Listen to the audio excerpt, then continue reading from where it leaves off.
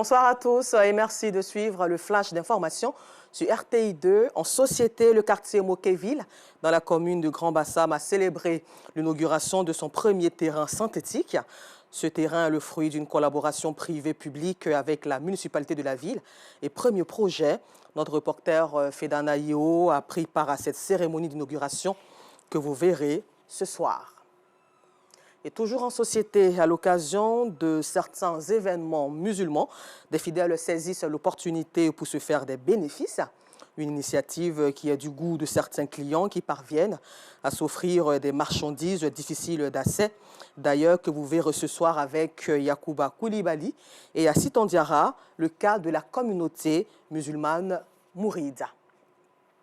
À la page culture, l'émission culte du groupe RTI, Radio-Télévision Ivoirienne, Variotoscope est un rendez-vous annuel qui vise à occuper sainement les jeunes pendant les vacances. Et la ville d'Aboisseau, capitale de la région du Sud-Comoé, a accueilli le samedi 29 juin le top départ des phases régionales de l'édition 2024.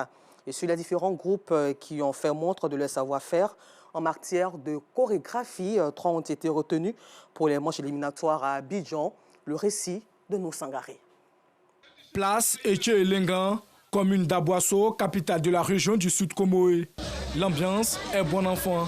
C'est que l'espace accueille le lancement des phases régionales de la plus grande émission de la radio-télévision ivoirienne Variotoscope, édition 2024. Je voudrais dire merci à la RTI parce qu'elle permet une animation saine de notre ville et elle contribue à faire de notre ville un carrefour culturel. Déjà dans les loges, les responsables de groupe font les derniers réglages. J'ai fait Variotoscope pendant 10 ans et aujourd'hui je suis chorégraphe. Voilà, donc je suis habitué, c'est un concours de routine pour moi en fait. Pour ce top départ, les différents groupes se succèdent sur la scène pour faire montre de leur savoir-faire en matière de chorégraphie.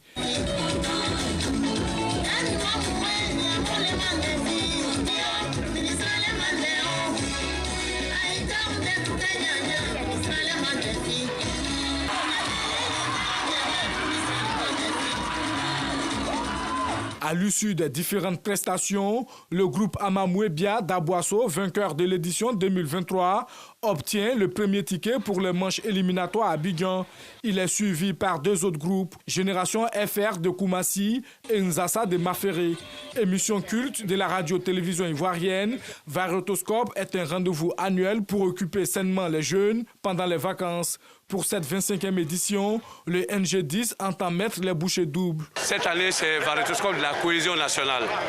Et avec l'apport du ministère de la cohésion, nous allons essayer de sensibiliser les Ivoiriens, surtout les jeunes, à la cohésion nationale parce que nous sommes à une année très importante, vous le savez, et que la cohésion doit être aujourd'hui l'élément primordial pour faire avancer notre pays. Nous pensons que nous allons monter cette année en puissance encore pour que les 6000 personnes qui étaient là à la finale l'année dernière soient encore plus nombreux parce que nous allons aller au Palais de la Culture et nous promettons un spectacle et les gens n'ont pas. Il y a 20 groupes qui vont donc être retenus à l'issue de ces éliminatoires et puis les 20 groupes vont se retrouver en 4 manches de 5 au Palais de la Culture. Ensuite, on aura 2 demi-finales plus la finale. Après l'étape d'Aboisseau, l'équipe de production de l'émission Variotoscope va se rendre dans les villes de Guiglo, de Korogo, de Miagui et d'Ara. Vive la culture ivoirienne et la cohésion nationale. Hors de nos frontières, en Mauritanie, Mohamed Ould Ghazouani, président de la Mauritanie depuis 2019, a été réélu selon les résultats provisoires officiels proclamés ce 1er juillet 2024 par la Commission nationale électorale indépendante CNI au surlendemain du premier tour de la présidentielle. Et selon les chiffres de la CNI, avec 56,12%, le chef de l'État sortant devance ainsi l'opposant Biram Dahabed, deuxième, avec 22,10% des voix. Et puis nous terminons ce flash d'information en France. L'extrême droite aux portes du pouvoir, largement en tête du premier tour d'élections législatives historiques. Ce dimanche 30 juin, le Rassemblement national a demandé aux Français de lui donner une majorité absolue au deuxième tour et espère gouverner pour la première fois depuis la Seconde Guerre mondiale. Merci et rendez-vous à 19h30 pour le temps d'information complet, toujours sur RTI2.